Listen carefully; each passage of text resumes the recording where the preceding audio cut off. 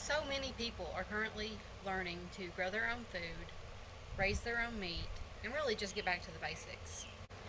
Now, while some people are blessed enough to have a large property to do this on, many aren't.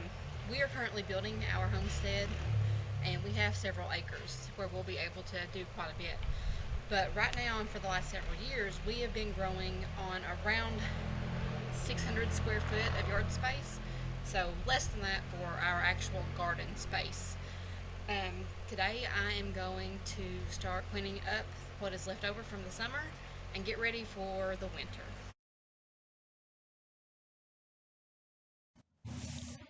So here I'm just cleaning up, doing some general straightening and cutting the grass because we let all the weeds and everything grow up here in the last few months. After all the tomatoes died back, I pretty much quit doing anything, just occasional pickings of peppers and so forth. So right now it's just a little bit of straightening up.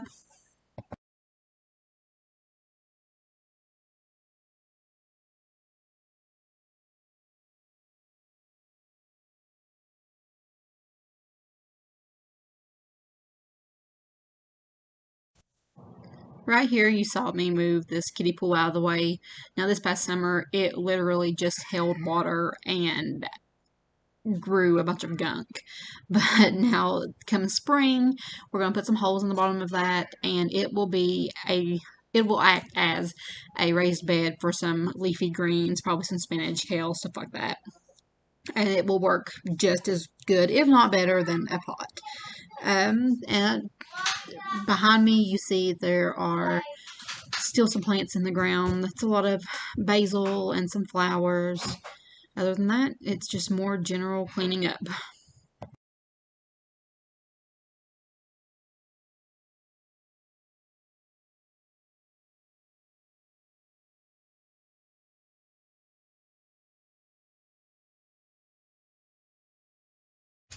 Now, there are many ways that you can extend your growing space in a really small area, and one of those is by using pots. Any raised bed, flower pot, vertical gardening, anything like that. So, where I'm standing now, we're actually inside of the greenhouse for the winter, but during the summer, this was where my tomatoes were planted at, in this whole section. Now, what you can't see yet, um, we have different pots lining the sides where I've began planting any winter harvests that we may have. I've got radishes, lettuce, kale, spinach, some peppers that we're going to be overwintering, peas, any of that kind of stuff is in here now. Right here, I planted some radishes in with a bell pepper that I've already pruned and have in to overwinter. So that's just a great way to take advantage of that space for that bell pepper that won't be growing this winter. That was a cayenne pepper plant, and then there are my peas in a little pot, and here's some mixed greens and spinach that are just coming up, and then my other little raised beds.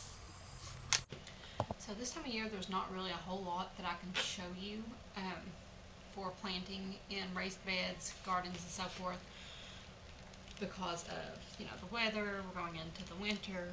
Not many things that we can be growing. But I am going to show you a fall planting of garlic. Now, when it comes to buying garlic, there's many different ways that you can go about that. This is some seed garlic that I got from Lowe's back in the spring. And of course, it's still fine. It'll plant and come up perfectly in the spring. Um, you can also buy organic garlic from your local grocery store. This is from Walmart, just organic certified garlic. If you have anyone in your area who grows garlic that you can buy from, that's perfectly fine as well. You don't have to buy anything special like this, and it's honestly cheaper. I got 3 large bulbs from Walmart, and this has just a couple in it for $5. So you're going to want to peel the outsides off of your garlic, all this papery covering.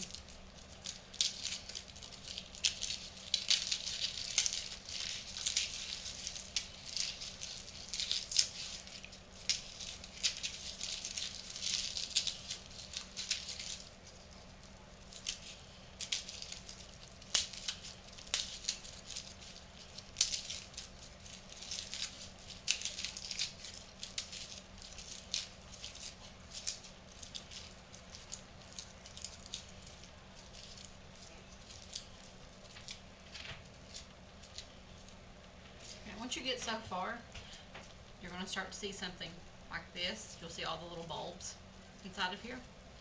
And you're going to start taking these off.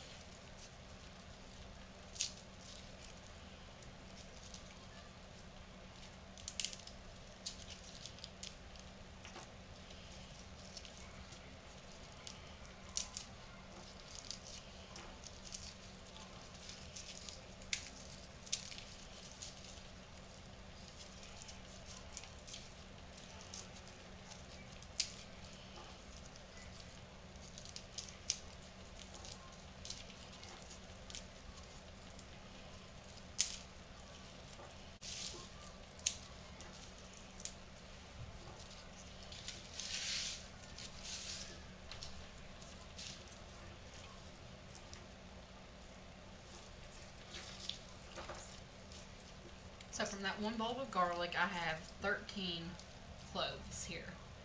And you will plant each one of these, and each individual clove will give you another full head of garlic.